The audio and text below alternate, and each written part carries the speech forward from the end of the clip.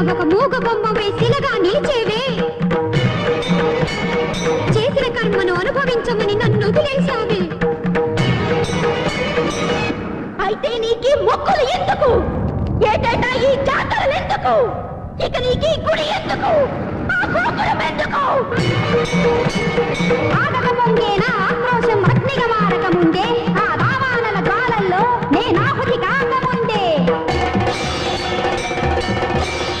దుర్గవై చండివై దురిత వినాశంకరివై అంబవై అభయవై అగ్రహోతగ్రవై చూపులెపిడి బాకులుగా పాపాత్ముని చుంటె చీల్చి తెల్లునిచ్చిన రక్తంలో తల్లి నువ్వు జలకమాడి సత్యమేవ జయతేయని లోకానికి చాటింపగరా.